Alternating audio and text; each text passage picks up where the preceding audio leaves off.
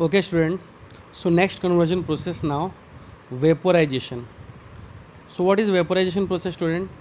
Vaporization means the conversion of liquid state into gaseous state.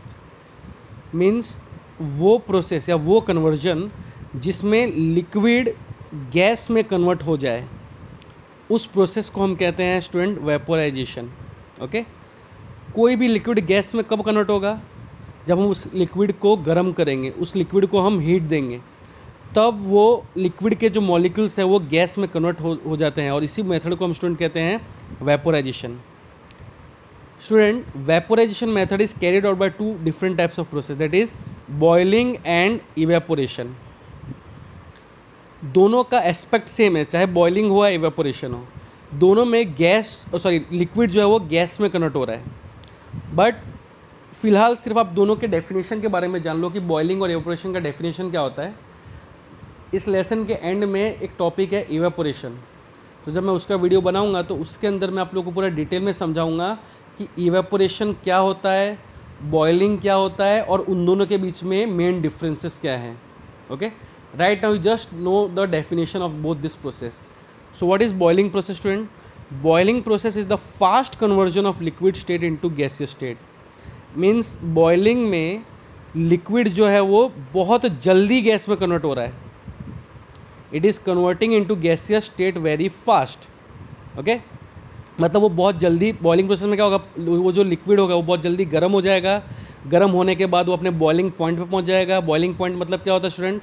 The temperature at which liquid start converting into gaseous state. तो water का boiling point क्या होता है student? Water का boiling point होता है 100 degree Celsius. 100 degree Celsius पे water जो है वो बॉयल होना स्टार्ट हो जाता है, और वाटर के मॉलिक्यूल्स है वो गैस में कन्वर्ट होना स्टार्ट हो जाते हैं, यानी वेपर में. ओके. तो उस मेथड को हम कहते हैं boiling process, that is fast conversion of liquid into gas. Okay. And next is evaporation process. तो इवेपोरेशन क्या होगा? इसका उल्टा, that is slow conversion of liquid into gas.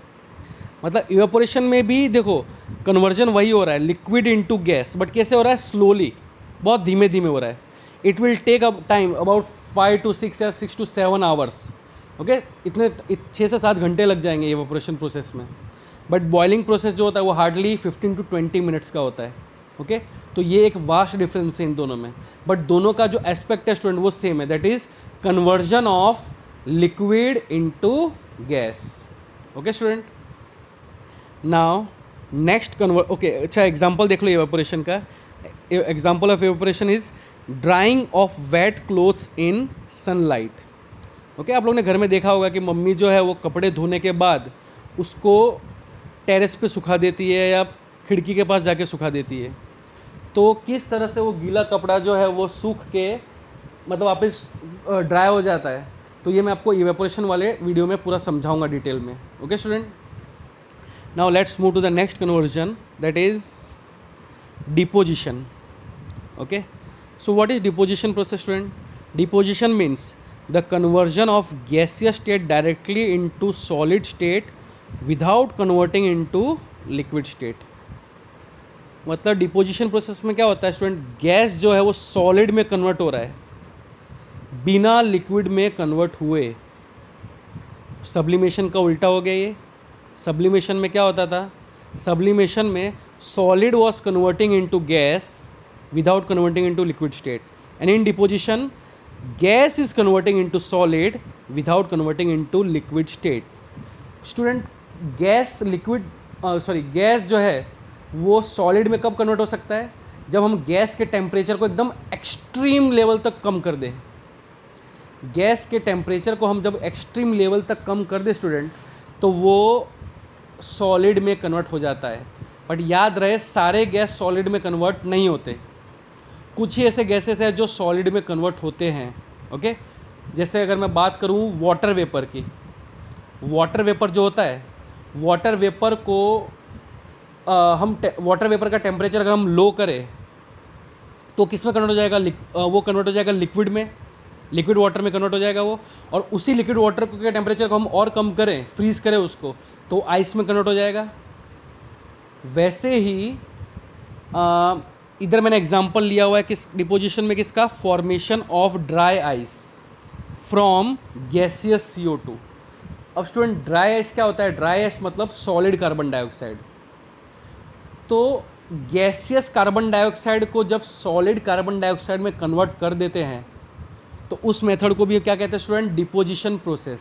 Okay, तो गैसियस कार्बन डाइऑक्साइड जो होता है उसको एक बड़े से कंटेनर में रख के उसके टेम्परेचर को एकदम लो कर दिया जाता है, बहुत मिनिमम टेम्परेचर तक कर दिया जाता है, और प्रेशर जो होता है प्रेशर वो भी रिड्यूस कर देते हैं। तो प्रेशर रिड्यूस नहीं, प्रेशर बढ़ा देते हैं। प्रेशर बढ़ाने के कारण और टेम्परेचर को एकदम कम कर देने के कारण प्रेशर जो होता है उसको एकदम बढ़ा देते हैं और टेम्परेचर को एकदम रिड्यूस कर देते, एकदम मिनिमम कर देते हैं। तो उसके कारण वो जो गैसियस कार्बन डाइऑक्साइड होगा ना, मतलब कार्बन डाइऑक्साइड जो गैस के फॉर्म में, वो सीधा कन्वर्ट हो जाएगा स्टूडेंट सॉलिड फॉर्म में, बिना लिक्विड फॉर्म में कन्वर्ट हुए।